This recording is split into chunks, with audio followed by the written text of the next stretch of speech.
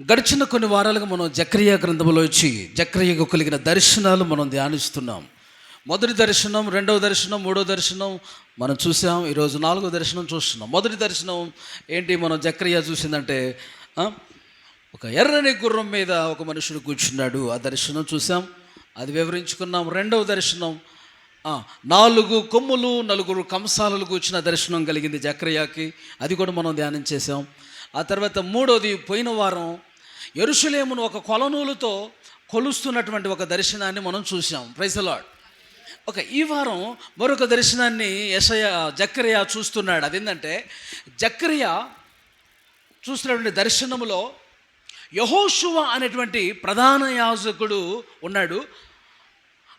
ఆ వ్యక్తి మలిన వస్త్రములు ధరించుకొని ఉండటం గూర్చి ఒక దర్శనాన్ని చూస్తున్నాడు. Praise the Lord. ఒక మాటలో చెప్పాలంటే ఈ దర్శనం యొక్క అర్థం యెహోషువ శుద్ధీకరణ, యెహోషువ యొక్క శుద్ధీకరణ దర్శనం అని రాసుకోండి.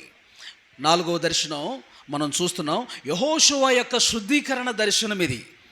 ఏంటయ్యా అంటే 3వ అధ్యాయంలో మనం ఇప్పుడు చూడగలుగుతాం. 3వ అధ్యాయం మొదటి నుంచి చదవండి. మరియు యెహోవా దూత ఎదుట ప్రధాన యాజకుడైన యెహోషువ నిలబడుటయు, సాతాను ఫిర్యాది అయి అతని కుడిపార్శ్వమున నిలబడుటయు అతడు నాకు కనపరచెను. సాతాను, యెహోవా నిన్ను గద్దించును, యెరూషలేమును కోరుకొను యెహోవా నిన్ను గద్దించును, ఇతడు అగ్నిలో నుండి తీసిన కొరవి వలనే ఉన్నాడు గదా అని యెహోవా దూత సాతానుతో అనెను. యెహోషువ మలిన వస్త్రములు ధరించిన వాడై దూత సముఖంలో నిలువబడి ఉండగా, దూత దగ్గర నిలిచి ఉన్న వారిని పిలిచి ఇతని మైల బట్టలు తీసివేయుడని ఆజ్ఞాపించి, నేను నీ దోషము పరిహరించి ప్రశస్త్రమైన వస్త్రములతో నిన్ను నేను అలంకరించుచున్నానని సెలవిచ్చెను. అతని తల మీద తెల్లని పాగా పెట్టించుడని నేను మనవి చేయగా, వారు అతని తల మీద తెల్లని పాగా పెట్టి వస్త్రములతో అతని అలంకరించిరి. గట్టిగా దేవునికి స్తోత్రం చెల్లిద్దా, గట్టిగా చప్పట్లు కొడుతూ యేసయ్య నామాన్ని మహిమ పొందుదాం. Praise the lord, praise the lord, hallelujah. అందరు నా వైపు చూస్తూ వినండి, రాసుకునేటప్పుడు రాసుకోండి, నా వైపు చూస్తూ జాగ్రత్తగా ఆలకించండి. ఇక్కడ యెహోవా దూత 2, యెహోషువ ప్రధాన యాజకుడైన యెహోషువ, ఈ దర్శనంలో మనకు కనబడేది యెహోవా దూత ఒకటి, ప్రధాన యాజకుడైన యెహోషువాయు. మూడవదిగా సాతాను యెహోషువ మీద ఫిర్యాదు చేయటం, అలాగనే ఇజ్రాయేలీలు ప్రజలకు ఉద్దేశించి మాట్లాడటం, 4 విషయాలు మనం చూస్తాం. ఆమేన్. గమనించాలి, ఇక్కడ ప్రధాన యాజకుడైన యెహోషువ మనం చూస్తున్నామే, ఆయన ఇజ్రాయేల్ ప్రజలు నడిపించిన యెహోషువ అయితే మాత్రం కాదు. ఆమేన్. ఈ యెహోషువ వేరు. ఈయన పేరు ప్రధాన యాజకుడు యెహోషువ. దేవుని మందిరం కట్టడానికి జెరుబ్బాబెలుతో సహకారులుగా ఉన్నటువంటి యెహోషువ ఉన్నాడేనా. దేవునికి గట్టిగా స్తోత్రం చెప్పండి. హల్లెలూయా. అక్కడ ప్రధాన యాజకుడితో పైన యెహోవా దూత అని పిలువబడుతుంది.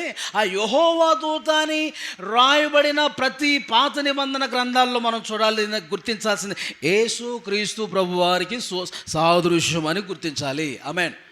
యెహోవా దూత అని పిలువబడిన ప్రతి సందర్భం కూడా అది ఎవరు గురించి రాయబడింది? యేసు ప్రభు వారి గురించి రాయబడింది. యేసు ప్రభు భూమి మీదకి రాకముందు యెహోవా దూత అని ఆయన యెహోవా దూతగా ఆయన సంచరిస్తూ ఉన్నాడు. Praise the lord. యెహోవా దూతగా దిగి వస్తూ ఉన్నాడు ఆయా స్థలాల్లోకి. ఆయనకు యెహోవా దూతకు యేసు ప్రభువారని, యేసు అని ఒక పేరు కలదు. దేవునికి స్తోత్రం. యెహోవా నామము అని ఆయనకి పేరు కూడా కలదు. ఇప్పుడు మనం గమనించాల్సిన విషయం, ఆ యెహోవా దూత యేసు ప్రభువారు. ఇప్పుడు ఆ ప్రధాన యాజకుడు ఇజ్రాయేల్ నడిపించిన నాయకుడైనటువంటి యెహోషువ కాదు, ఈయన వేరే ప్రధాన యాజకుడైన యెహోషువాయే ఈయన. దేవునికి గట్టిగా స్తోత్రం చెప్దాం. మూడోది, ఈ యెహోషువ మీద ఈ ప్రధాన యాజకుడు యెహోషువ మీద సాతాను ఫిర్యాదు చేస్తున్నాడు, నేరం మోపుతున్నాడు. సాతాను ఎప్పుడు నేరాలు మోపేవాడండి పక్కన వాళ్ళ మీద. ఎవరి మీద చెప్పండి? సాతానికి ఇంకొక పేరు ఉందండి, అపవాది. అనండి అంటే వాదించేవాడు. చెప్పండి, వాదించాడు. ఎవరి గురించి వాదిస్తాడు? దేవుని బిడ్డల గురించి వాదిస్తూ ఉంటాడు. ఇప్పుడు మనందరం ఎక్కడున్నామో తెలుసు, కోర్టులో ఉన్నామని అర్థం. ఆమె చెప్పండి. యెహోషువ ఏమో యెహోవా దూత ఎదుట నిలబడ్డాడట. అక్కడ చదివినారా? యెహోవా దూత ఎదుట నిలబడ్డాడట యెహోషువ. అయితే ముద్దాయి ఎవరు, వాదిస్తుంది ఎవరో? ఇప్పుడు ముద్దాయి అన్నట్టు ఇప్పుడు ఆ సాతాను దృష్టిలో ముద్దాయి ఎవరు? యెహోషువ. వాదిస్తుంది ఎవరు? అపవాది సైతాను అక్కడ ఉన్నాడు. సాతాను నేరం మోపుతున్నాడు. యెహోషువలో తప్పు లేదు, కానీ వాడు ఏం చేస్తున్నాడు? నేరాలు మోపుతూ ఉంటాడు. ఆమేన్. మీకు యోబు సంగతి మీకు తెలుసా? యోబు ఎంతమంది తెలుసు? చేతులు ఎత్తండి. ఎంతమంది చూశారు? యోబు చూసిన వాళ్ళు ఉన్నారా? సరే, యోబు గురించి తెలుసు కదా. హల్లెలూయా. యోబు గురించి ఏం తెలుసు మనకి?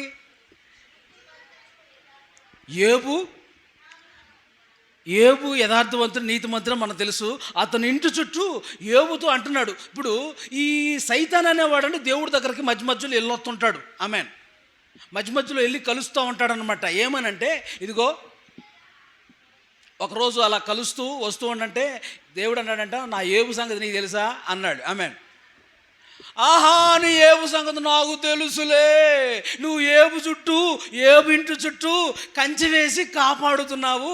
నువ్వు అతడు ఊరికినే భయభక్తులు కలిగి ఉన్నాడా, నీతిమంతుడు ఉంటున్నాడా, నీకు భక్తి చేస్తున్నాడు అనుకుంటున్నావా?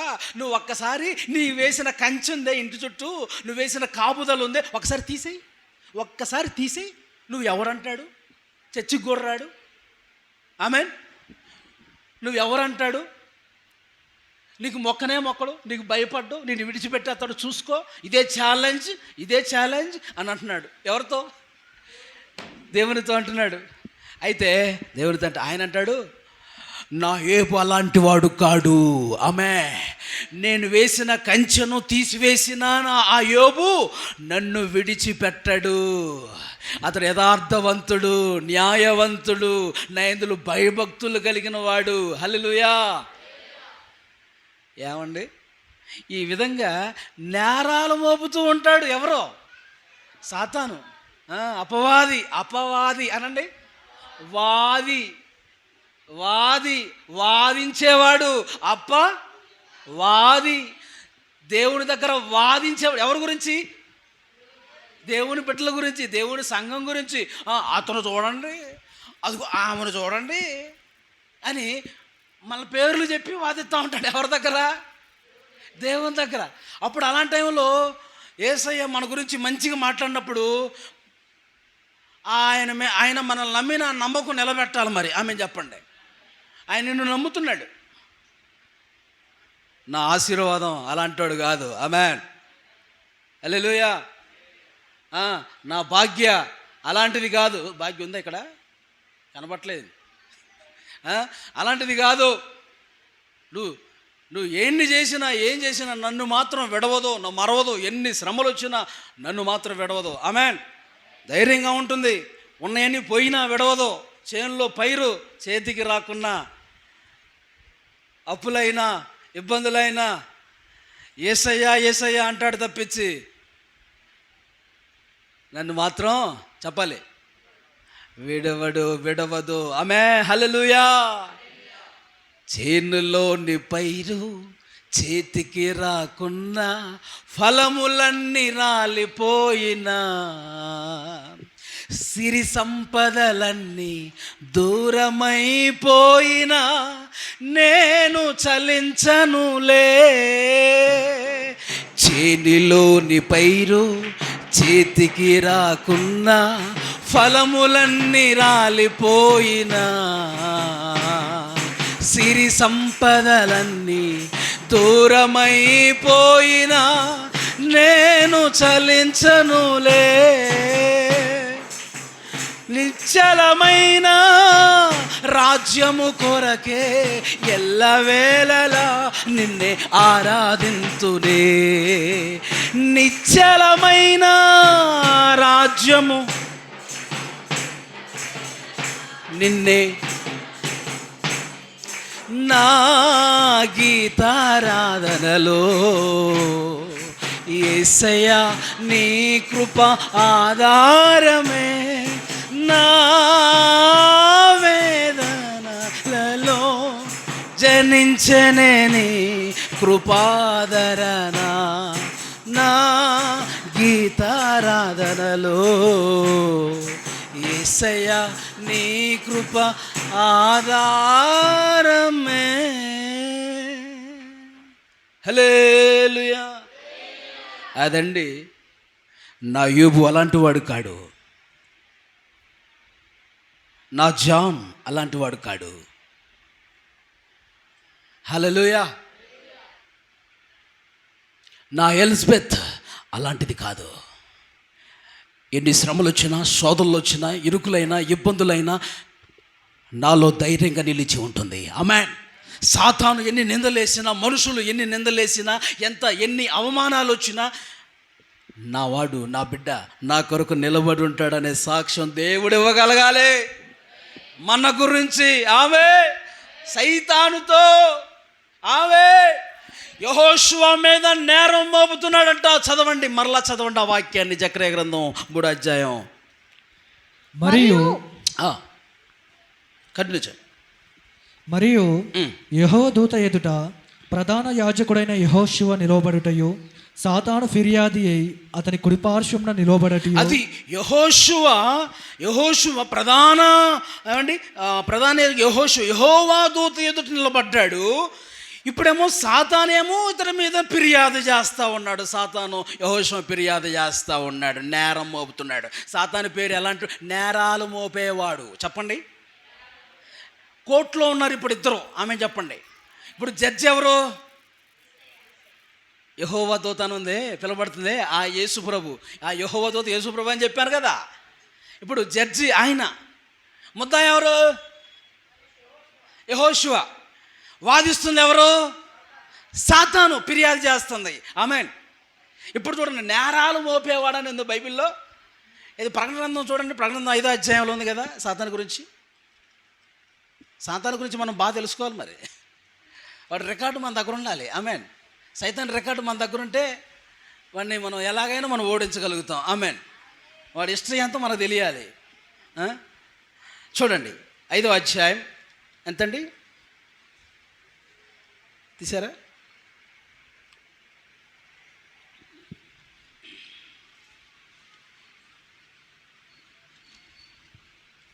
పన్నెండు అధ్యాయం.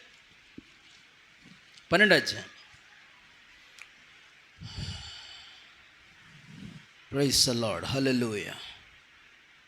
10వ వచనం చదవండి.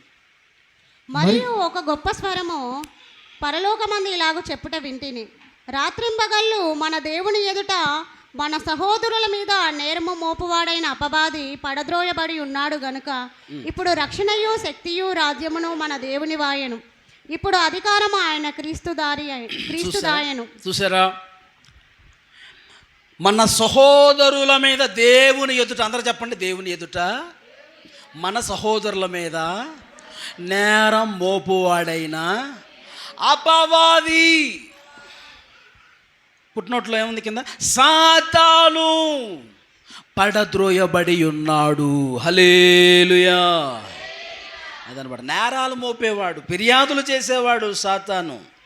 మన మీద ఎప్పుడు నేరాలు మోపుతుంటాడు. యోబు మీద నేరం మోపుతున్నట్టుగా ఊరికినే భక్తి కలిగి ఉన్నాడా? నువ్వు యోబు ఇంటి చుట్టూ కంచె వేసావు, అందుకనే నీకు భక్తి చేస్తూ ఉన్నాడు ఆయన అంటూ ఉన్నారు వాళ్ళు. ఒకటి, సాతాను ఫిర్యాదు చేయటం యెహోషువ మీద మనం చూస్తున్నాం. అయితే ప్రభు ఊరుకున్నాడా?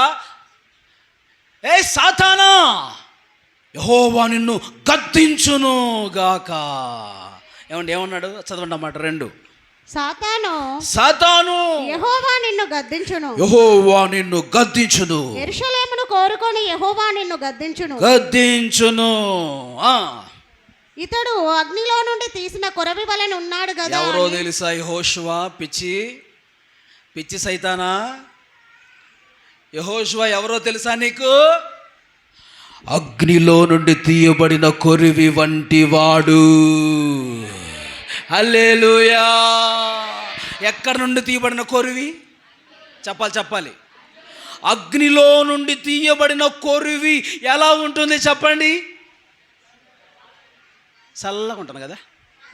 చల్లగా ఉంటుందా? పట్టుకుంటే ఐస్ లాగా ఉంటుందా? ఎలా ఉంటుందండి? తోలు లేసి వస్తాయి ఆమె. అంతేనా? ఎర్రగా మల్ల ఎర్రగా కాలిన ఆ కొలిమిలోంచి తీసిన ఆ కొడవలే కానీ ఏదైనా ఎలా ఉంటుంది చెప్పండి, ఎర్రగా దగ్గ మెరుస్తూ ఉంటుంది. అగ్ని మంటకి అది మెరుస్తూ ఉంటుంది, అగ్ని వేడి మంటతో. దేవునిలో అలాంటి వ్యక్తి ఎవరో? యెహోషువ. Praise the lord. మండుతున్నవాడు, కాలుచూ ఉన్నవాడు, ఆ మంటకి మెరుస్తున్నవాడు. దేవునికి స్తోత్రం. దేవుని మంట నీలో ఉంటే, దేవుని ఆ పరిశుద్ధాత్మ అగ్ని నీలో ఉంటే నువ్వు కూడా ఎలా ఉంటావో చెప్పండి? మండుచున్న వ్యక్తిగా, కాలుచున్న వ్యక్తిగా, ప్రకాశించే వ్యక్తిగా దేవుళ్ళో ఉంటారు. హల్లెలూయ. నువ్వు నేరాలు మోపుతున్నావే, నిందలు మోపుతున్నావే, లేనిపోయిన వాదాలు, అవమానాలు, నిందలు రకరకాలు వేస్తున్నావే సైతానా, నా యెహోషువ ఎలాంటోడో తెలుసా నీకు? యెహోషువ అనే మాటకు అర్థం యెహోవా రక్షిస్తాడు అని. హల్లెలూయా, హల్లెలూయా. నిజంగా మనల్ని రక్షిస్తాడు, అగ్నిలో నుండి రక్షిస్తాడు, అగ్నిలోకి పడకుండా అగ్నిలో నుండి రక్షిస్తాడు. దేవునికి స్తోత్రం చెప్పండి. యెహోషువ అంటే రక్షించేవాడు, రక్షకుడు అని కూడా ఇంకొక మాటలో గుర్తించవచ్చు. రక్షకుడు. హోషయ అనే పేరు కూడా యెహోషువకి కలదు. హోషయ అనే పేరు కూడా యెహోషువకి కలదు. ఈ యెహోషువ ఇజ్రాయేలు నడిపించిన యెహోషువ అయితే మాత్రం కాదు. ఆమె చెప్పండి. ఈయన ప్రధాన యాజకుడైన యెహోషువ అని గుర్తించాలి. గట్టిగా స్తోత్రం చెప్పండి. ఇప్పుడు పాఠం ఏంటయ్యా అంటే, యెహోషువలో నుండి మనం నేర్చుకోవాల్సిన 5 ప్రాముఖ్యమైన విషయాలు ఉన్నాయి. ఇప్పుడు ఈ యొక్క దర్శనంలో ఒకటి మీకు ఎవరు చెప్పాను? ప్రధాన యాజకుడు కనబడతాడు, ప్రధాన యాజకుడు యెహోషువ కనబడతాడు, యెహోవా దూత కనబడుతుంది, ప్రధాన యాజకుడు యెహోషువ కనబడతాడు. 2, 3 సాతాను కనబడతాడు. 4 ఇజ్రాయేలీల ప్రజలు కూర్చున్నటువంటి విషయం కూడా మాట్లాడటం మనం చూస్తాం ఈ సందర్భంలో. అయితే ఇప్పుడు ప్రత్యేకించి యెహోషువలో ఉన్నటువంటి కొన్ని మంచి విషయాలు, యెహోషువను గురించి మాట్లాడిన కొన్ని విషయాలు మనం చూస్తున్నాం. వాటిల్లో ఒకటి, అగ్నిలో నుండి తీయబడిన వాడు యెహోషువ. రాసుకోండి, 5 విషయాలు చెప్తాను. 1, యెహోషువ అంటే అగ్నిలో నుండి తీయబడిన కొరివి వంటి వాడు. చెప్పండి అందరూ. అగ్నిలో నుండి తీయబడిన కొరివి వంటి వాడు. దేవునికి మహిమ కలుగునుగాక. ఇది యెహోషువ యొక్క శుద్ధీకరణ దర్శనం. జకర్యాకి దేవుడు చూపిస్తున్నాడు యెహోషువ యొక్క శుద్ధీకరణ దర్శనాన్ని మనం చూస్తున్నాం. ఏ విధంగా శుద్ధీకరణ అతను చేయబడ్డ విషయాలు మనం చూస్తున్నాం. అగ్నిలో నుండి తీయబడిన వాడు, దేవుని అగ్ని చేత కాల్చబడతా ఉంటాడు. ఆమె చెప్పండి. దేవుని అగ్ని చేత కాల్చబడే వాళ్ళల్లో ఉంటుందా పాపం? ఉంటుందా దోషం? ఉంటుందా మస్తు కుస్తు మొత్తం పోయిద్ది. ఆమె చెప్పండి. రోగం అన్నీ పోతాయి, రోగక్రిములన్నీ కూడా పరిశుద్ధాత్మ అగ్ని చేత కాల్చబడతా ఉంటాయి. దేవునికి స్తోత్రం చెప్పండి. అగ్నిలో నుండి తీయబడిన వారు. 7 రకాలైన అగ్నులు బైబిల్లో ఉన్నాయి. బైబిల్లో 7 రకాల అగ్నులు ఉన్నాయి. 1 ప్రేమాగ్ని. పరమగీతం 8వ అధ్యాయం నోట్ చేసుకోండి. 7 రకాలైన అగ్నులు ఉన్నాయి. వాటిలో ఒక 5 మాత్రం చెప్తాను. 8వ అధ్యాయం 6 నుంచి 7 వచనాలు మనం చూస్తాం. ప్రేమాగ్ని. ప్రేమ అండి అగ్ని వల్లే మండుచూ ఉండేదిగా ఉండాలి. హల్లెలూయ. ఆరని ప్రేమ ఇది, ఆర్పజాలని జ్వాల ఇది అని రాయబడింది. అంటే దేవుని ప్రేమ అనేది పెరుగుతూ ఉండాలి. అమలారా, ఇటు చూడండి, ఈ రోజుల్లో చాలామందిలో ప్రేమ ఉంటలా, ప్రేమలు చల్లారిపోతున్నాయి. ఈ యేసుప్రభు వచ్చే రాకడి దినాల్లో ప్రేమలు ఏమైపోతాయట? చల్లారిపోతాయి, దిగజారిపోతాయి. ప్రేమలు ఉండవు, పోతాయట. యేసుప్రభు రాకడి దినాల్లో ప్రేమలు ఉన్నాయి, పోతాయట. ఉన్నాయి, పోతాయి కాబట్టి మనం కూడా ప్రేమ లేని వారుగా మార్చబడాలని అక్కడ రాయబడి ఉంది. చెప్పండి. ఇంకా ప్రేమను పెంచుకోమని, ప్రేమను ఆరిపోకుండా చూసుకోమని అర్థం. ఆమె చెప్పండి. ప్రేమ చల్లారిపోకుండా, ఆరిపోకుండా ప్రేమను మండించుకుంటూ ఉండాలి. దేవునికి స్తోత్రం.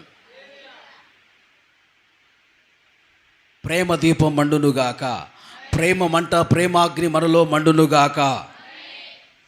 ప్రేమలు ఉంటలా, కోడళ్ళ మీద అత్తలకు ప్రేమలు ఉంటలా, మావల మీద ప్రేమలు ఉంటలా, భర్త మీద ప్రేమలు ఉంటలా, భార్యల మీద ప్రేమలు ఉంటలా.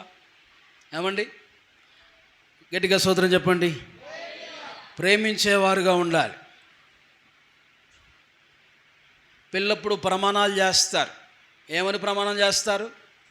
చావు మనలు వెంటాడు వరకు. ఆమేన్. నిన్ను నన్ను ఏది వేరు చేయలేదు అంటారా? ఏమండి, ఏదైనా సమస్య వచ్చినప్పుడు ఏం చేస్తారు చెప్పండి?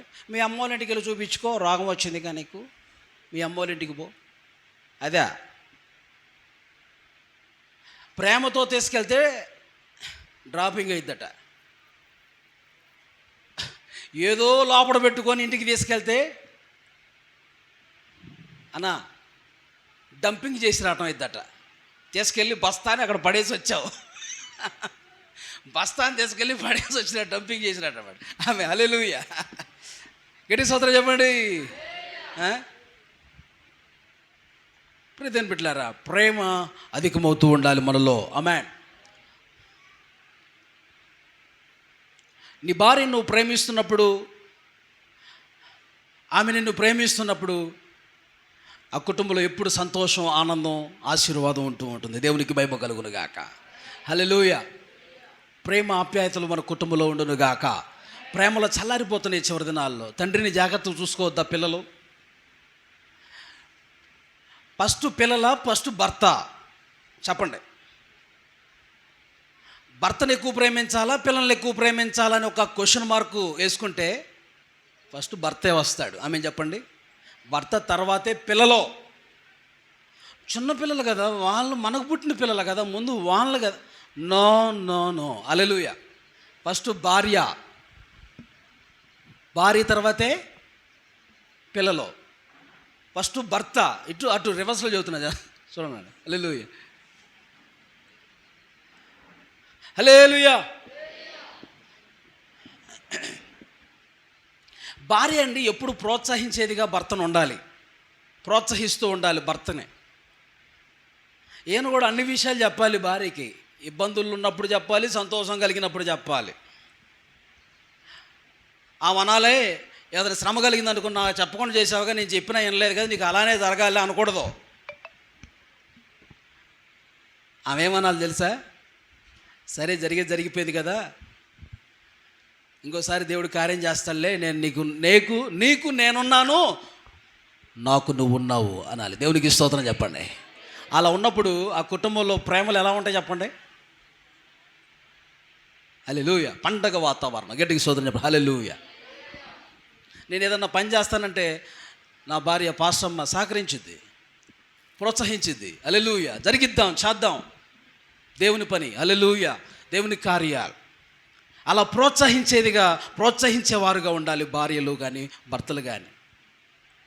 అది వాక్యానుసారం అయితేనే భార్య మాట అయినా భర్త మాట అయినా వినాలి. వాక్యానుసారం కాకపోతే భర్త మాట అయినా భార్య మాట అయినా వినవసరంలా. ఇద్దరు దాన్ని బట్టి గుర్తుంచుకోండి. గట్టిగా స్తోత్రం చెప్పండి. ప్రేమలు చల్లారిపోతున్నాయి. ప్రేమ అగ్ని మంట మండాలి. ప్రేమ అనే మంట మనలో మండునుగాక. తర్వాత అండి రెండో మంట వాక్యపు అగ్ని, వాక్యపు మంట మనం కలిగి ఉండాలి. అది ఇర్మీయా గ్రంథంలో రాయబడింది 23:29లో, నా మాట అగ్ని వంటిది కాదా అంటే దేవుని వాక్యం అనేది ఒక అగ్ని వంటిది. దేవుని వాక్యం అనే అగ్ని మనలో మండుతూ ఉండాలి. యెహోషువ ఎవరంటే అగ్నిలో నుండి తీయబడిన కొరివి వంటి వాడు. దేవుని మంట ఆయనలో ఉంది, దేవుని అగ్ని ఆయనలో ఉంది. ఇటువంటి వాక్యపు అగ్ని కూడా మనం కలిగి ఉండాలి. 3 పరిశుద్ధాత్మ అగ్ని. అపోస్తుల కార్యము 2:3 ఏమండి 2-3 వచనాల్లో మనం చూస్తాం. పరిశుద్ధాత్మ అగ్ని ఒక్కొక్కరి మీద వ్రాలిందట. పరిశుద్ధాత్మ అగ్ని. హల్లెలూయా. దేవుని ఆత్మాగ్ని నీ మీద కూడా వ్రాలునుగాక. దేవుని ఆత్మ మంట మనలో మండునుగాక. హల్లెలూయా. ఎప్పుడు మండుతూ ఉండాలి అగ్ని చేత, పరిశుద్ధాత్మతో. దేవునికి స్తోత్రం. హల్లెలూయా. ఆ ఆత్మ దేవునితో సహవాసం చేస్తూ ఉండాలి. ఈ పరిశుద్ధాత్మ ఆత్మ సహవాస ఆరాధనలో నువ్వు పాలు పొందుతూ ఉండాలి. దేవుని సన్నిధిలో ఆదివారం. Praise the Lord. ఏం చేస్తారండి? ఆదివారం ఆరాధన జరుగుతుంటే ఇంటి దగ్గర ఉంటే, ఇప్పుడు కట్టెల్లోంచి మండుతున్న కట్టెల్లోంచి ఒక కట్టె తీసి బయట పెట్టినట్టే. కట్టె బయట పెడితే ఏమైపోద్ది? అది ఆరిపోద్ది. నువ్వు ఇంటి దగ్గర ఉంటే ఆరిపోతావు. సంఘంలో కలిస్తే మళ్ళీ కట్టెలతో పాటు నువ్వు కూడా కలిసి మండుతూ ఉంటావు. గట్టిగా స్తోత్రం చెప్పండి. లేకపోతే నీలో ఉన్న ఉద్యమం ఆరిపోద్ది, మంట ఆరిపోద్ది, మొత్తం చల్లారిపోతావు, చివరికి బొగ్గు అయిపోతావు. ఆమె దేనికి పనికి రాకుండా అగ్నిగుండంలో వేయబడతాం కదండి. కాబట్టి మనం జాగ్రత్త కలిగి ఉందము గాక. పరిశుద్ధాత్మ అగ్ని మనలో మండుతూ ఉండాలి. లేక ప్రార్థనా మంట మనలో మండుతూ ఉండాలి. మోషే ప్రార్థన చేసి ఏమండి కొండ దిగి వస్తుంటే అతని ముఖం ప్రకాశిస్తుందంట అగ్నితో. హల్లెలూయా. దేవుని అగ్ని ప్రకాశమైన ముఖాల మీద ఉంది. అదే ప్రార్థన అగ్ని జరగమా 34:5 ప్రార్థన అగ్ని అతని ముఖం ప్రకాశిస్తూ ఉంది. కొరింథీ పత్రిక 3వ అధ్యాయం కూడా నోట్ చేసుకోండి. ప్రార్థన అగ్ని 40 దినాలు ప్రార్థనలో ఉండి బయటికి వస్తున్నప్పుడు ఆయన ముఖం మండుతూ ఉందట, ప్రకాశిస్తుందట. 5వది రోషాగ్ని. ఏమంటే బైబిల్లో రోషాగ్ని కలిగిన వారు మనం చూస్తాం. రోషాగ్నికి రిఫరెన్స్ యెహెజ్కేలు గ్రంథం 36వ అధ్యాయము 5వ వచనాన్ని నోట్ చేసుకోండి. మనకు మంచి ఎగ్జాంపుల్ ఏలియా ప్రార్థన చేస్తున్నప్పుడు రోషాగ్ని కలిగిన వాడు ఏలియా ప్రార్థన చేస్తే అగ్ని దిగొచ్చి ఆ పచ్చి మాంసాన్ని కాల్చివేసిందట. హల్లెలూయా. రోషాగ్ని. రండి చూసుకుందారండి. సవాల్ చేశాడు, మీ దేవుడికి మీరు ప్రార్థించండి, మా దేవునికి మేము ప్రార్థిస్తాం అని చెప్పేసి అని ఆ కొండ మీదకి రండి, ఆ కర్మేలు పర్వతం మీదకి రండి అని అన్నాడు. అందరూ పోగయ్యారు. ప్రార్థన చేస్తారు. ఉదయం నుంచి సాయంత్రం దాకా ప్రార్థన చేస్తున్నారు. ఎక్కడ అగ్ని దిగి రావటం అనేది కనబడట్లేదు. ఆమేన్. అయితే మీరందరూ పక్కకు ఉండరా బాబు.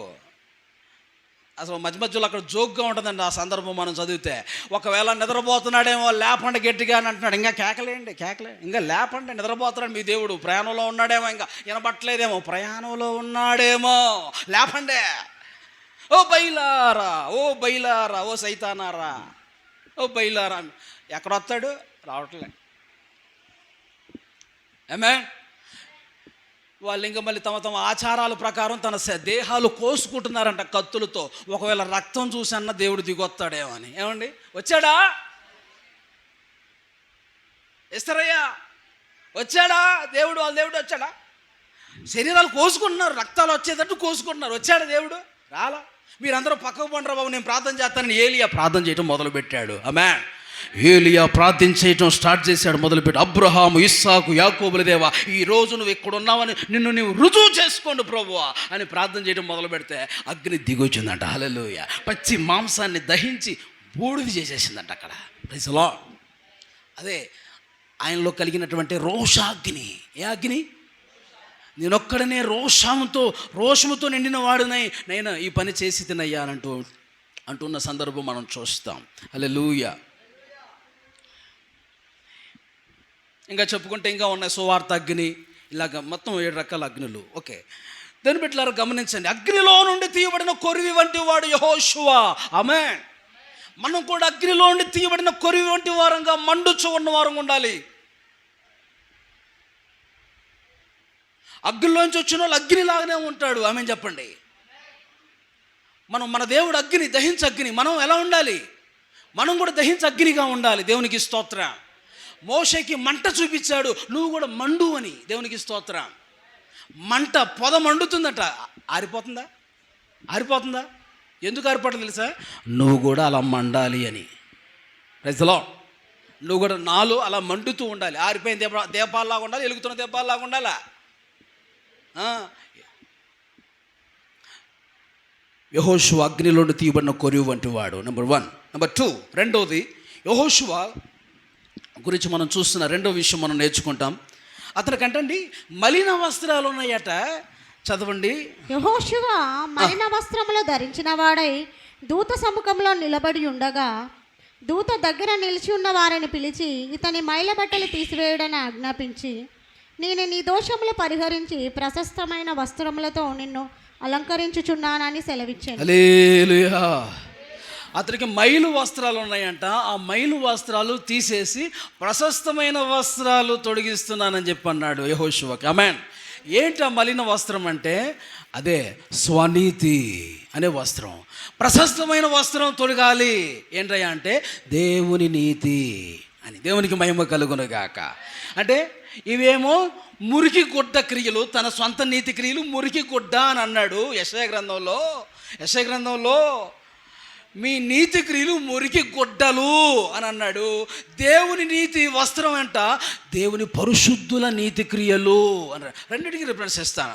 మలిన వస్త్రాలకి రిఫరెన్స్ ఇస్తున్నాను, రాసుకోండి. యెషయా గ్రంథం 64:6 యెషయా గ్రంథం 64:6 మలిన వస్త్రం ధరించుకొని ఉన్నాడు అంటానికి దానికి ఏంటి మలిన వస్త్రం అంటే యెషయా గ్రంథం 64:6 ఎవరు తీస్తే వాళ్ళు చదవండి అమ్మా. మేమందరము ఆ. అపవిత్రుల వంటి వారమైతిమి, మా నీతి క్రియలన్నీ మురికి గుడ్డ వలన ఆయన. అది మేమందరం అపవిత్రతకు గుర్తు, మురికి గుడ్డ అపవిత్రతకు గుర్తు, దోషమును గుర్తు. అంతేకాదు స్వనీతి, మళ్ళీ చదవండి, మా నీతి క్రియలు అన్నీ మురికి గుడ్డ వలన. మురికి గుడ్డ, మా నీతి అనండి అందరూ, అందరూ చెప్పాలి. అంటే మన నీతి అంటే మన సొంత నీతి, మన సొంత కార్యాలు ఎలాంటి మురికి గుడ్డ, మలిన వస్త్రాలని అర్థం. అయితే ఇప్పుడు మన నీతి క్రియలన్నీ కూడా ఏమవ్వాలి? మన స్వనీతి, మన స్వబుద్ధి, మన ఇష్టాలు, మన విధానాలు అన్నీ ఏమవ్వాలి? తీసివేయబడాలి. ఆమేన్. ఆ మురికి గుడ్డ ఏమవ్వాలి? మలిన వస్త్రం తీసివేయబడాలి. బైబిల్లో ఒక చోట రాయబడి ఉంది, తామే నీతిమంతులం అనుకొని తమ్మును నమ్ముకొని ఇతరులను తృణీకరించు వారితో ఇలాగోనెనో అని ఉంది బైబిల్. వారములకు 2 మార్లు ఉపవాసాలు ఉంటున్నాము, దశమ భాగములు ఇస్తున్నాము, ఎన్నెన్నో చేస్తున్నాము అని చెప్తూ పక్కనున్న తోటి వ్యక్తిలాగా నేను లేను, ఈ పనికి మాలోళ్ళు దుర్మార్గులాగా నేను లేను, నీకు వందనాలు ప్రభువా, స్తోత్రాలు ప్రభు అంటే ప్రభు అన్నాడు నువ్వు నీతిమంతుడు కాదు అని అన్నాడు. ఆమె చెప్పండి అన్నాడండి. దాని రిఫరెన్స్ నోట్ చేసుకోండి, రిఫరెన్స్లు ఇస్తాను.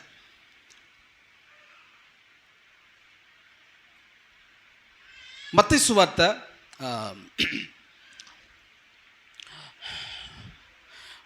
లూకా సువార్త 18:9, అలాగనే మత్తయి సువార్త 22:1 కూడా రాసుకోండి. అక్కడ ఏముంటుందంటే మత్తయి సువార్త 22:1 అక్కడ పెండ్లి విందుకు సిద్ధమర్చబడితే అందరూ పెండ్లి వస్త్రాలు ధరించుకొని వచ్చారంట, కానీ ఒక వ్యక్తి మాత్రం పెండ్లి వస్త్రం లేకుండా వచ్చాడంటండి. అందరికీ యూనిఫామ్ ఉంది పెండ్లిలో, పెళ్ళిళ్ళు అందరూ ఒక యూనిఫామ్ వేయాలి, అందరూ వేసుకొని వచ్చారండి, కానీ ఒకడికి మాత్రం లేదట, ఒకడికి మాత్రం యూనిఫామ్ లేదట, ఆ పెండ్లి వస్త్రం లేదట. ఏంటి ఆ వస్త్రం? అదే పరిశుద్ధుల నీతి క్రియలు. ఆమె ఆ నీతి క్రియల్లో వేరే మురికి గుడ్డతో వచ్చాడు పెండ్లిలో. ఎవరు రానవ్వు ఇక్కడ కూర్చున్నావు, మురికి గుడ్డ వేసుకొని వచ్చావేంటి ఏమండి అని అంటున్నాడు. స్వనీతి క్రియలతో వచ్చాడు అతను. దేవుని నీతి క్రియలతో, దేవుని నీతి క్రియలు కలిగి లేడు అక్కడ. దేవుని రక్షణ వస్త్రం లేదు అక్కడ. దేవుని పరిశుద్ధమైన వస్త్రం లేదు అక్కడ. అతన్ని కాళ్ళు చేతులు కట్టి చీకటి గదిలో వెలుపల చీకటి గదిలో పడేసేయనని అన్నాడు. ఆమేన్. అదనమాట. కాబట్టి మురికి గుడ్డ అంటే మన స్వంత నీతి క్రియలు, అవన్నీ మనం విడిచిపెట్టుదుము గాక. మేము మా అన్నం తింటాము, మేము మా వస్త్రాలు కట్టుకుంటాము, మేము మా ఇష్టం నెరవేరుతాము, అయ్యా నీ పేరు పెట్టి నీ మా నింద తొలగించి నరకం తప్పించి నీ రాజ్యం ఇచ్చేయి అంటే ఇస్తాడా? యెషయా గ్రంథం 4:1 యెషయా గ్రంథం 4:1 రాయబడింది, 7 స్త్రీలు ఒక పురుషుని పట్టుకొని, 7 స్త్రీలు ఒక పురుషుని పట్టుకొని, 7 స్త్రీలు ఒక పురుషుని పట్టుకొని, 7 స్త్రీలు ఒక పురుషుని పట్టుకొని, మేము మా అన్నమే తిందుము, మేము మా అన్నం తిందుము, మా వస్త్రములే కట్టుకుందుము, మా వస్త్రాలు కట్టుకుంటాం, నీ పేరు మాత్రము మాకు పెట్టి, నీ పేరు మాత్రం మాకు పెట్టి మా నింద తీసివేయమని చెప్పుదురు. చూడండి, ఇటు చూడండి, నా వైపు చూడండి ఒకసారి. ఆ 7 స్త్రీలు ఎవరంటే, స్త్రీ అంటే సంఘం. చెప్పండి, స్త్రీ అంటే సంఘం. 7 స్త్రీలు ఒక్క పురుషుని పట్టుకోవడం అంటే అర్థం ఏంటి? సంఘం అంటే స్త్రీ అని చెప్పాను. 7 స్త్రీలు అంటే ప్రపంచవ్యాప్తంగా ఉన్న సార్వత్రిక సంఘాలు. ఆమె ప్రపంచంలో ఉన్న సంఘాలన్నిటికీ గుర్తు. అందరు కలిపి ఏమండి 7 ఒక్క పురుషుని బట్టి, ఒక్క పురుషుడు యేసు ప్రభువారే. ఆమేన్. శక పురుషుడు, యుగ పురుషుడు, ప్రపంచానికి ఒక్కడయ్యున్న యేసు. హల్లెలూయా. ఆయన పట్టుకొని అంటారంట, సంఘాలన్నీ కలిపి అంటారంట, మేము మా అన్నం తింటాం. మా అన్నం ఎవరన్నం? నీ అన్నం కాదు ప్రభా, మా అన్నం తింటాం. మా అన్నం ఎవరన్నం? దేవుడిచ్చింది కాదు అదే. ఏమండి, నువ్వు ఇచ్చిన అన్నం అంటలా ఏమంటున్నారండి? మేము మా అన్నం తింటాం, మేము మా వస్త్రాలు, యేసయ్య ఇచ్చింది కదా వస్త్రాలు అంటే వాళ్ళ అర్థం ఏంటి? మేము మా అన్నం తింటాం, మేము మా వస్త్రాలు కట్టుకుంటాం, నీ పేరు పెట్టి మా నింద తొలగించు. నీ మళ్ళట వీళ్ళు తమ స్వనీతిని ఆధారం చేసుకుని తమ సొంత ఇష్టాలు నెరవేరుస్తూ అంటారంట, మేము మా ఇష్టాలు అనుసరించుకుంటాం చేస్తాం, నీ పేరు మాత్రం మాకు పెట్టాలయ్యా, మా నింద తొలగించాలయ్యా. నింద ఏంటి తెలుసా? ఈ లోకంలో విడవబడటమే ఒక నింద. ఆమెన్. విడవబడటం నింద, పేరు పెట్టబడటం మహిమ. ఆమె చెప్పండి. ఎత్తబడటం మహిమ. దేవునికి మహిమ కలుగునుగాక. నో నో నో నో ప్రియ దేవుని బిడ్డలారా, మన సొంత కార్యాలు సొంత నీతులన్నీ పక్కన పెట్టేసేయండి. అందుకనే బైబిల్లో సామెతల గ్రంథంలో తమ మాలిన్యము నుండి కడగబడని తరము కలదు అని అన్నాడు. తమ మాలిన్యం నుండి సొంతగా ఎవరు నీతిమంతులు కాలేరండి. గంగలో మునిగితే మనం నీతిమంతులుగా మార్చబడతామా? గంగలో ఏంటి డబ్బులు ఎత్తే నీతిమంతులు అవుతారా? నేను అప్పుడు రాజమండ్రి ఆ ప్రాంతం అటు వెళ్తున్నప్పుడు జర్నీ వైజాగ్ రూట్లో కొంతమంది ఇసురు పడేస్తున్నారు దాంట్లోకి. ట్రైన్లో వేస్తారు. ఏముందండి పక్కన? గోదావరి. చెప్పండి. ఆ గోదావరిలో డబ్బులు వేస్తున్నారు. అన్నులు వాళ్ళు వేస్తారు కదా, పుణ్యం కలిగిద్దని వేస్తున్నారు. నేను పుణ్యం కలగదు, ఆ విధంగా కలగదు. గోదావరిలో డబ్బులు వేస్తే పుణ్యం కలిగిద్దా? ఆ గోదావరిలో మునిగితే పుణ్యం కలిగిద్దా? పుష్కరాలు ఏంటి అప్పుడప్పుడు చేస్తారు కదా. ఎప్పుడది? ఎన్ని సంవత్సరాలనే? 12 సంవత్సరాలకు వస్తారు పుష్కరాలు చేస్తారు. పుష్కరాల్లో మునిగినంత మాత్రాన మన పాపం పోదు. గుండులు కొట్టించుకుంటే మనం పాపం పోదు. గుళ్ళు చుట్టూ పొర్లాడినా పాపం పోదు. ధర్మకార్యాలు పుణ్యకార్యాలు చేసిన పాపం పోదు. అనేకులకి అన్నదానం చేసినా, చెప్పండి, ఏ దానం అయ్యా? అన్ని దానాల కంటే అన్నదానం ముఖ్యం. నేనంటే అన్నదానం కాదు, సమాధానం ముఖ్యం. గట్టిగా చప్పలు కొట్టి మహిమపరచండి. హల్లెలూయా. అన్ని దానాల కంటే అన్నదానం ముఖ్యమనే కాదు, అన్నదానం చెయ్యండి, మంచిదే, తప్పటట్లేదు నేను. అన్నదానంతో పాటు ఏ దానం ఉండాలి? దేవునితో మనుషులతో సమాధానం ముఖ్యం. Praise the lord. దేవుని రాజ్యానికి వారసులుగా మార్చబడతాం అలా ఉంటే. Praise the lord. హల్లెలూయా. కాబట్టి మలిన వస్త్రాలు తీసివేయబడాలి, మనకి ప్రశస్తమైన వస్త్రం తొడగబడాలి. ప్రకటన గ్రంథం 19వ అధ్యాయము 8వ వాక్యం చదవండి.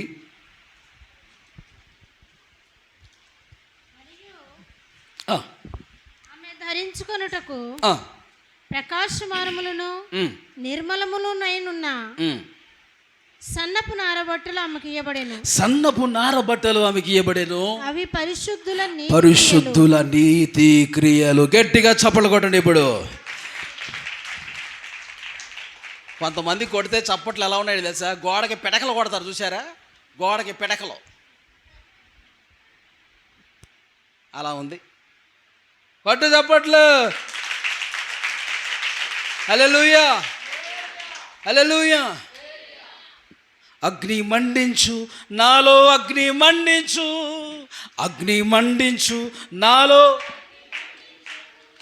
పరిశుద్ధాత్మ నాలో అగ్ని మండించు. అందరూ పరిశుద్ధాత్ముడా నాలో అగ్ని మండించు, అగ్ని మండించు నాలో, అగ్ని మండించు, అగ్ని మండించు నాలో, అగ్ని మండించు, పరిశుద్ధాత్ముడా. హల్లెలూయా. కొంచెం స్పీడ్ పెంచాలి మీరు. ఆమె 40 స్పీడ్లో వెళ్తున్నారు మీరు. 90 స్పీడ్లో పడండి ఒకసారి. హల్లెలూయా. కొంచెం ఎక్సలేటర్ మంచిగా ఇవ్వండి. Praise the Lord. అగ్ని మండించు నాలో, అగ్ని మండించు, అగ్ని మండించు నాలో, అగ్ని మండించు, పరిశుద్ధాత్ముడా నాలో అగ్ని మండించు, నాలో నాలో నాలో నాలో నాలో అగ్ని మండించు, పరిశుద్ధాత్ముడా నాలో అగ్ని మండించు, నాలో అగ్ని మండించు, నాలో అగ్ని మండించు, నాలో అగ్ని మండించు, మాలో అగ్ని మండించు, మాలో అగ్ని మండించు, మాలో మాలో నాలో మాలో నాలో మాలో షర్రల కరబదర బాబా రీ షకలదల బాబా.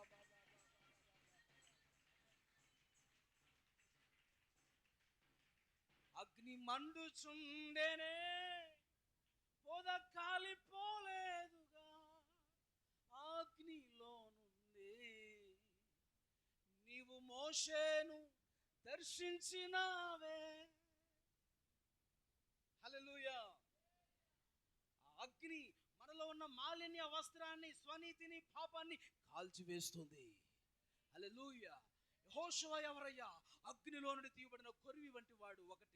రెండు, మలిన వస్త్రాలు తీయబడి ప్రశస్తమైన వస్త్రాలు ధరించిన వాడు. తన సొంత నీతి క్రియలు విడిచిపెట్టబడి దేవుని నీతిని, దేవుని నీతి కార్యాలను ధరించిన వాడు. హల్లెలూయా.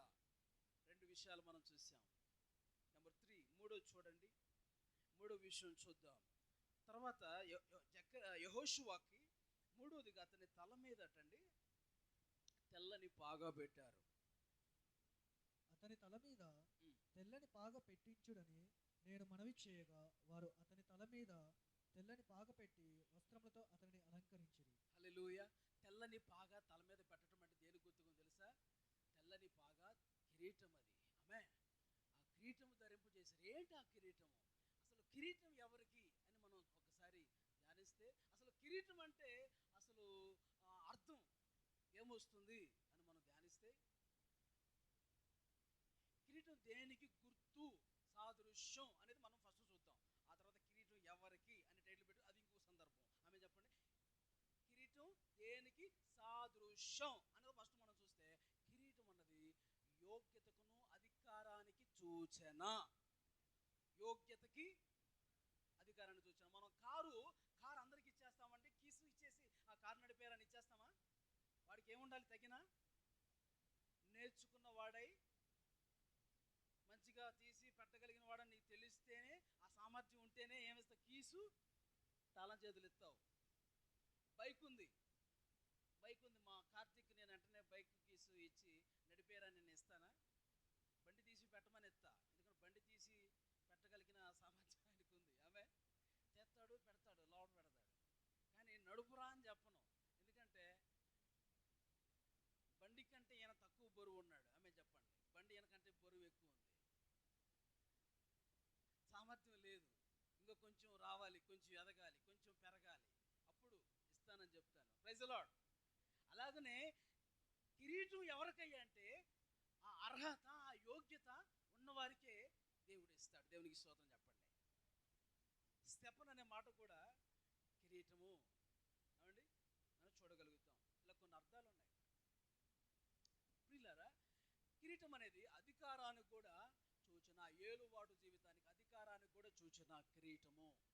ఎవరికయ్యా కిరీటము అన్నవాడు విషయాలు కూడా మనం ధ్యానం చేయొచ్చు. ఏమండి, యోగ్యత అని చెప్పి యోగ్యులైన వారికే కిరీటం. అందుకని భక్తుడు అంటాడు, నేను దేవుని ఎదుటను మనుషుల ఎదుటను యోగ్యుడుగా ఉన్నట్లు చూసుకుంటున్నాను అన్నాడు పౌలు గారు. మనం దేవుని ఎదుట యోగ్యులుగా ఉండాలట, మనుషుల ఎదుట కూడా యోగ్యులుగా ఉండాలటండి. అపోస్తుల కార్యగ్రంథంలో ఆ మాట ఒకసారి చూద్దాం. అపోస్తుల కార్యగ్రంథము దానికి ముందు 2 కొరింథీ 8:21 చూడండి. 2 కొరింథీ 8:21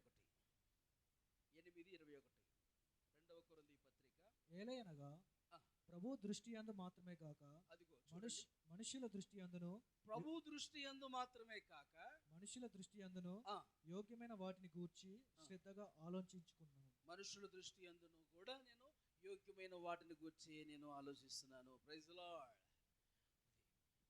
దేవుని ఎదుట యోగ్యులుగా మనం ఉండాలి, మనుషుల ఎదుట కూడా యోగ్యులుగా మనం ఉందుముగాక. Praise the lord.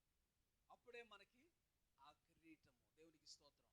ఇల్లు కట్టారు, ఇల్లు కడితే ఆశీర్వాదాలు ఇచ్చాము. ఇంటికి ఆశీర్వాదం ఇచ్చేస్తే ఆ ఇంటికి ఆశీర్వాదాలు కలగాలంటే ఆ ఇంటి కుటుంబస్తులు ఎలా ఉండాలి?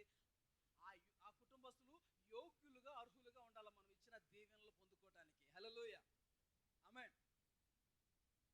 యేసు నామములో ఈ కుటుంబానికి ఆశీర్వాదం కలుగునుగాక, ప్రభువే ఉండునుగాక, ప్రభువే ఈ స్థలంలో నివాసం చేయునుగాక, ప్రభువే రాజుగా ఉండి వీరిని నడిపించునుగాక అని మనం ఆశీర్వాదం ఇచ్చామనుకో, ఆ దీవెనలు పొందుకోవడానికి ఆ కుటుంబం ఎలా ఉండాలి? యోగ్యులుగా, అర్హులుగా ఉండాలి. ఆమేన్. ఒకటి, కిరీటం అనేది యోగ్యతకు గుర్తుగా ఉంది, అధికారానికి గుర్తుగా ఉందని చెప్పాను. ఓకే, ఎవరికి కిరీటం అని మనం టైటిల్ పెట్టుకుంటే చాలా విషయాలు ఉన్నాయి. వాటిలో ఒక విషయం మాత్రం జ్ఞాపకం చేస్తా. మంచి పోరాటం పోరాడి తిని, విశ్వాసం కాపాడుకుంటుని, మంచి పోరాటం పోరాడి తిని విశ్వాసం కాపాడుకుంటుని, నా పరుగు తుదముట్టించి తిని నా కొరకు కిరీటం ఉంచబడింది అన్నాడు. దేవునికి స్తోత్రం చెప్పండి. హల్లెలూయా. ఎంతండి అది? తిమోతి పత్రికన అది విశ్వాసులకు కూడా సంబంధించిందే. హల్లెలూయా. ఎవరు చనిపోయినా కూడా వాక్యాన్ని చదవండి. మంచి పోరాటం పోరాడు తిని, నా పరుగు కడముట్టించి తిని, విశ్వాసము కాపాడుకుంటుని, ఇక మీదట నా కొరకు నీతి కిరీటం ఉంచబడి ఉన్నది. మంచి పోరాటం ఒకటి, 2 పరుగు తుదముట్టించుట, 3 విశ్వాసం కాపాడుకొనుట, ఇక మీదట నా కొరకు నీతి కిరీటం ఉంచబడి ఉన్నది. దేవునికి మహిమ కలుగును గాక. కిరీటం పొందుకోవాలంటే ఇక్కడ 3 విషయాలు రాయబడ్డాయి. ఒకటి, మంచి పోరాటం పోరాడాలి. 2, పరుగులో ఉన్నాం మనం. ఎక్కడ పరుగులో? ఏమండోయ్, మన పరుగు ఎక్కడికి పరుగు? హైదరాబాదా? మన పరుగు ఎక్కడికి? గట్టిగా చెప్పండి అందరు. బ్రదర్స్ చెప్పండి, సిస్టర్స్, పరలోక రాజ్యమేనా మన పరుగు? ఎక్కడ ఆగిపోకుండా మనం ముందుకు వెళ్ళిపోతూనే ఉండాలి. పరుగు ఏమవ్వాలి? తుదముట్టించాలి. ఆమేన్. అలసిపోయా అని చెప్పేసి మధ్యలో ఆగిపోయినా, అలసట వచ్చినా మరలా ఏం చేయాలి? బలం తెచ్చుకొని మరలా కొనసాగుతూనే ఉండాలి. ఈ లోకంలో ఉండగా శ్రమలు శోధనలు వస్తాయి, అయినా కానీ మళ్ళీ ఏం చేయాలి? మళ్ళీ బలం తెచ్చుకోవటం, మరలా సాగిపోవటమే. కానీ ఆగిపోవటం అంటూ ఉండకూడదు పరుగు. లేకపోతే ఏం పొందుకోలేము? ఆ కిరీటం మనం పొందుకోలేం కదా, ఆ పరలోకం మనం పొందుకోలేం కదా. Praise the lord. హల్లెలూయా. కాబట్టి మంచి పోరాటం పోరాడదాం, పరుగును తుదముట్టించుద్దాం. విశ్వాసాన్ని, ఉన్న విశ్వాసం పోకుండా, ఇటు పోకుండా, గాలి కొట్టుకు పోకుండా, ఎటుబడితోటి పోకుండా, ఏమండి మన విశ్వాసంలో దృఢమైన విశ్వాసం, స్థిరమైన విశ్వాసం కలిగి నిలుచుందుముగాక. వాళ్ళకి కిరీటం ఉంది, వారికి దేవుని రాజ్యం ఉంది. హల్లెలూయా. నేను ముగించబోతున్నాను. ఇంకా 2 విషయాలు ఉన్నాయి. 4 విషయం మీతో మాట్లాడతాను.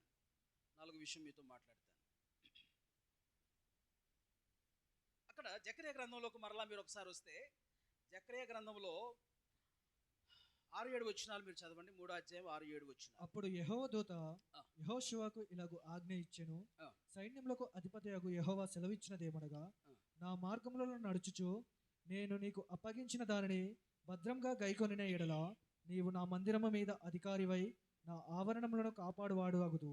దేవునికి మహిమ కలుగును గాక.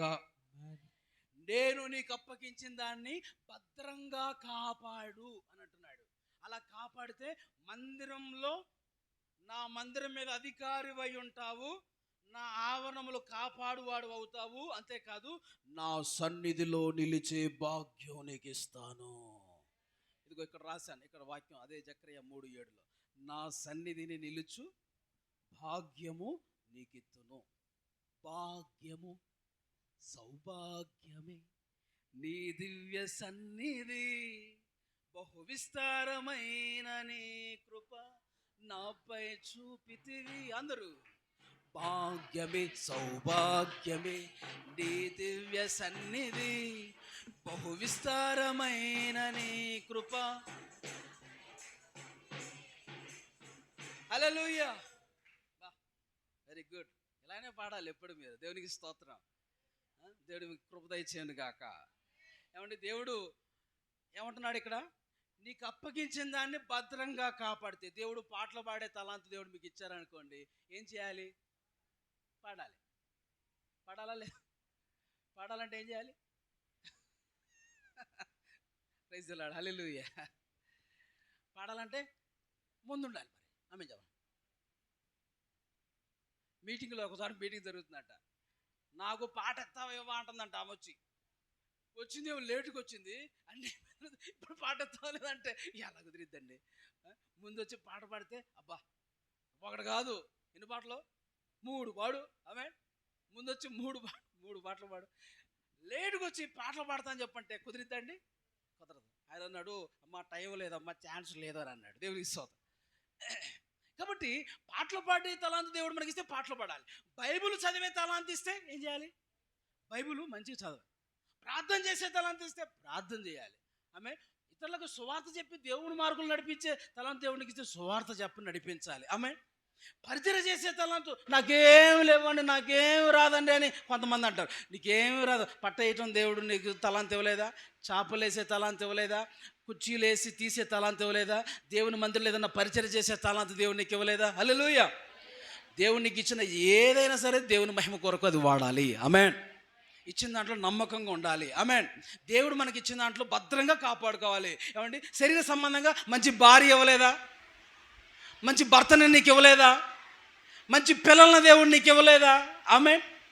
వాళ్ళని భద్రంగా కాపాడుకోవాలి. స్తోత్రం చెప్పండి. శరీర సంబంధంగా నేను చెప్తున్నాను, ఆత్మ సంబంధంగా చెప్తున్నాను. నేను 2 విధాలుగా అర్థం చేసుకోండి. దేవుడికి ఇచ్చినవన్నీ కాపాడుకోవాలి. దేవుడికి రక్షణ ఇచ్చాడా? రక్షణ ఏం చేయాలి? భద్రంగా కాపాడుకోవాలి. పరిశుద్ధాత్మని ఇచ్చాడా? ఆ పరిశుద్ధాత్మని ఏం చేయాలి? భద్రంగా. ఎలాగా? భద్రంగా అనండి. భద్రంగా. ఎలా పడితే అలా కాదు, భద్రంగా కాపాడుకోవాలి. హల్లెలూయా. నీ శరీరాన్ని కాపాడుకుంటూ, నీ భర్తను కాపాడుకుంటూ, నీ పిల్లల్ని కాపాడుకుంటూ, అర్థమవుతుందా? నేను బాగుంటే చాలే, నా పిల్లలు బాగుంటే చాలే, నా భర్త ఎందుకు, నా భార్య ఎందుకు? అలాంటి దుర్మార్గపు ఆలోచనలు ఉంటే యేసునామములో తొలగిపోను గాక. చాలామందిలో ఉంటాయండి. మీరు మంచోళ్ళండి, బయట వాళ్ళు కొంతమంది ఉన్నారు కదా, అలాంటి వాళ్ళు చెప్తున్నా. దేవుడు మనకి ఇచ్చిన అన్నిటిని భద్రంగా కాపాడుకోవాలి. ఆమేన్. హల్లెలూయా. మనకు దేవుడు విశ్వాసం ఇస్తే విశ్వాసాన్ని కూడా ఏం చేయాలి? భద్రంగా. ప్రార్థనా జీవితం ఇస్తే ప్రార్థన జీవితం కాపాడుకోవాలి. పరిశుద్ధ జీవితం ఇస్తే ఆ పరిశుద్ధతను కూడా కాపాడుకోవాలి. సాక్ష్య జీవితం ఇస్తే, మంచి పేరు ఇస్తే ఆ మంచి పేరు కూడా ఏం చేయాలి? ఎప్పుడు దాకా? గంటనా? చర్చిలోంచి వెళ్ళిపోయిందాకా? 1 వారం 2 వారాలా? నువ్వు చచ్చిపోయిందాకా. ఆమె చెప్పండి. నీ ఒంట్లో నీ యొక్క ముగ్గులు నీ ఊపిరిపోయేంత వరకు ఆమె చెప్పండి. ఏం చేయాలి?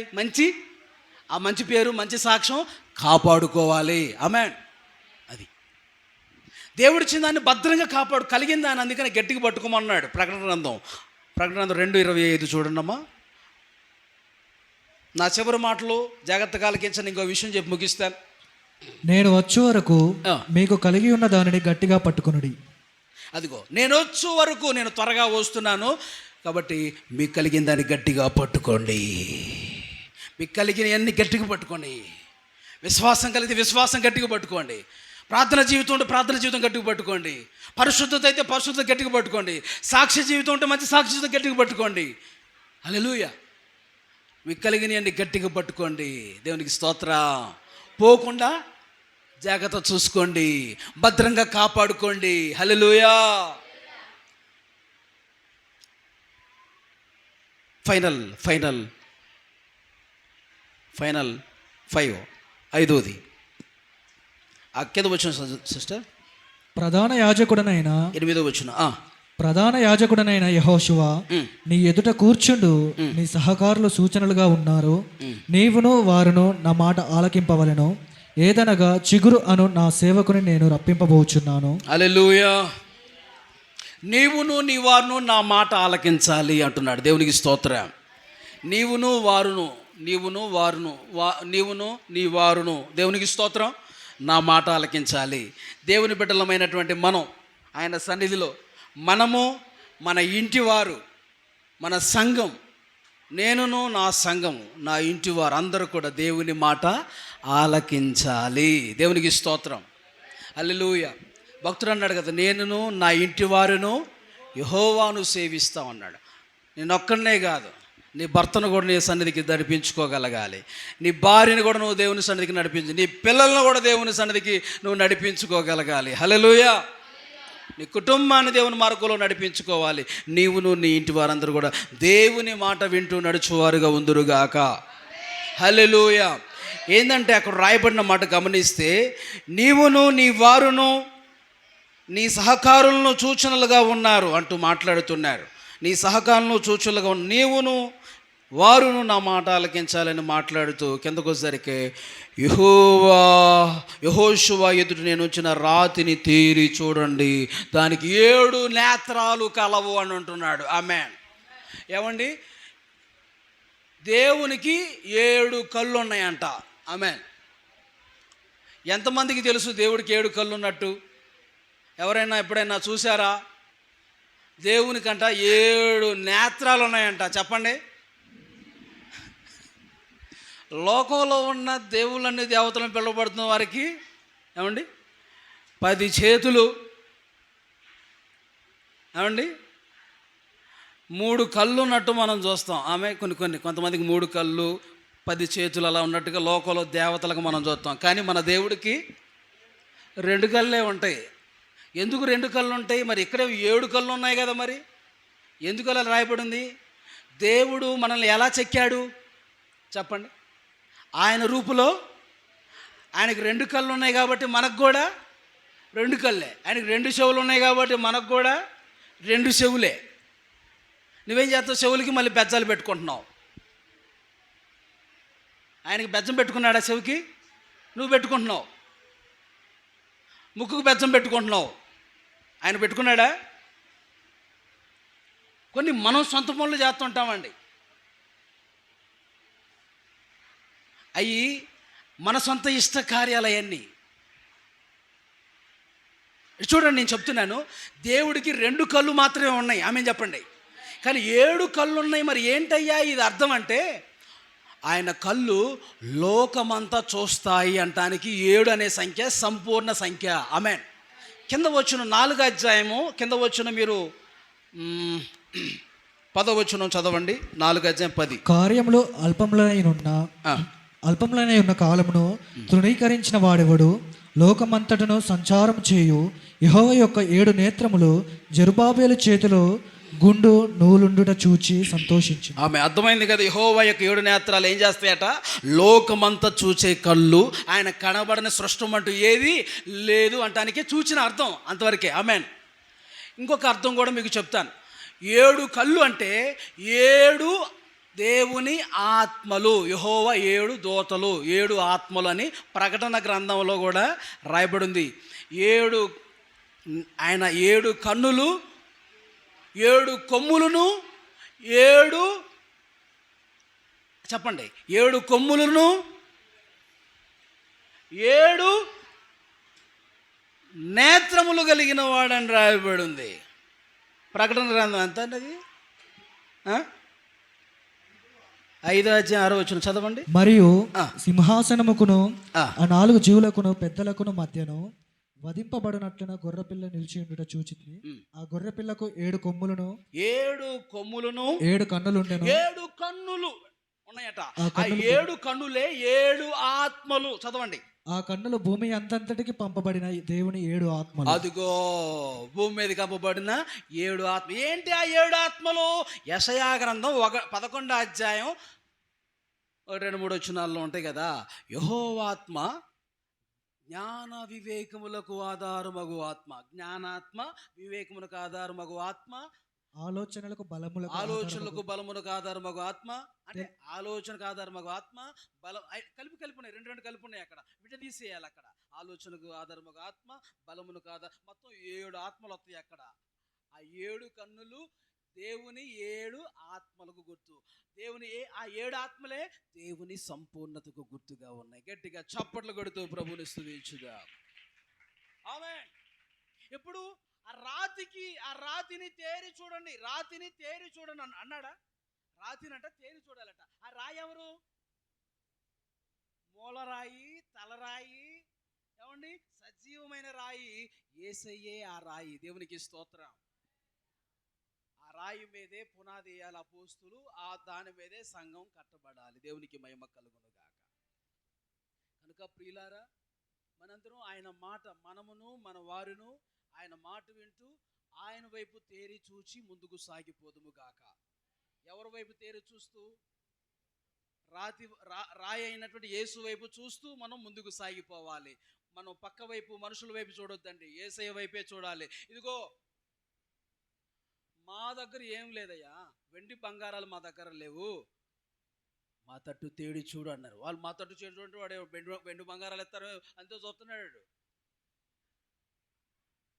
వెండి బంగారాలు ఎత్తాడు చూస్తుంటే మా దగ్గర ఏమి లేవు, యేసయ్యనే నీకు ఇస్తావురా బాబని దిగ్గుమని లేచి నడవండి, నువ్వు లేచి నడు అని చెప్పాడు. దిగ్గును లేచి పర్వపెత్తుకొని నడవండి, లేచి చక్కగా నడుచు దేవాలయంలోకి వెళ్ళిపోయాడండి. దేవునికి స్తోత్రం. మా తట్టు దేవునికి మహిమ కలుగును గాక. తేరి తేరి తేరి ఏదో ఇస్తారని తేరు చూస్తా ఉన్నాడంట. దేవుని తట్టు మనం తేరి చూడాల్సింది. హల్లెలూయా. మనుషుల తట్టు కాదు. అందుకనే విశ్వాసమును కర్తయు దాన్ని కొనసాగించువాడైన యేసు వైపు చూచుచు మనం ముందుకు సాగిపోదుము గాక. హల్లెలూయా. అది ఈ జకర్యా గ్రంథంలో ఉన్న విషయం.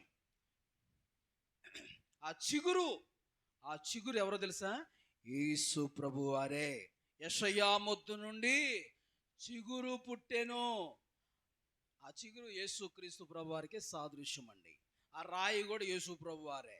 ఆ 7 నేత్రాలు లోకమంతా చూసే యేసయ్య కళ్ళు అంటానికి సూచన. ఆయన కళ్ళు స్కానింగ్ ఎక్స్రే కళ్ళు. హల్లెలూయా. ఆయన కనబడింది ఏది లేదు అంటానికి సూచన. దేవునికి మహిమ కలుగును గాక. ఎక్స్రే తీసేస్తాడు, స్కానింగ్ చేసేస్తాడు. ఒక్కసారి చూస్తే ఇలా ఒక్కసారి తీసేస్తాడు అందరిని. ఒకేసారి చూడగలడు. ఒకేసారి చూడగలిగిన కళ్ళు యేసయ్య కళ్ళు, పెద్ద కళ్ళు ఆయన. ఆమేన్. నేను మీకెళ్ళి చూస్తే వెనకదట్టు చూడలేను. ఆమేన్.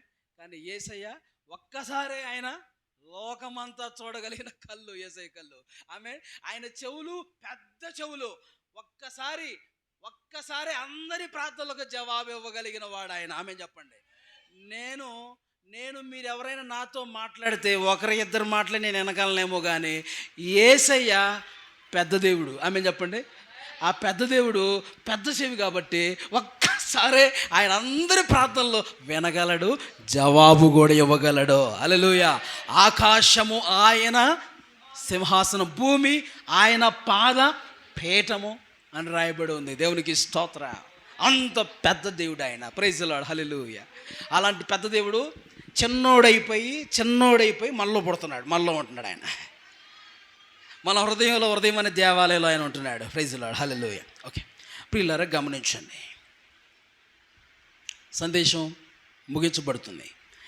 ఈ విషయంలో మనం యెహోషువలో ఉన్నటువంటి 5 క్వాలిటీస్ ఒకసారి మనం చూద్దామా? చెప్పండి. యెహోషువ ఎలాంటి వాడండి? అగ్నిలో నుండి తీయబడినవాడు. 2, మలిన వస్త్రములు తీసివేయబడి ప్రశస్తమైన వస్త్రములు ధరించినవాడు. 3, తెల్లని పాగా కిరీటమును ధరించినవాడు. 4, అప్పగించిన దాన్ని భద్రంగా కాపాడుమని హెచ్చరిక పొందినవాడు. 5, నీవును నీ వారును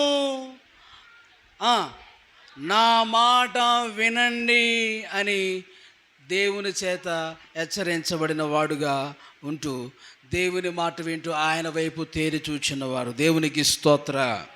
హల్లెలూయా.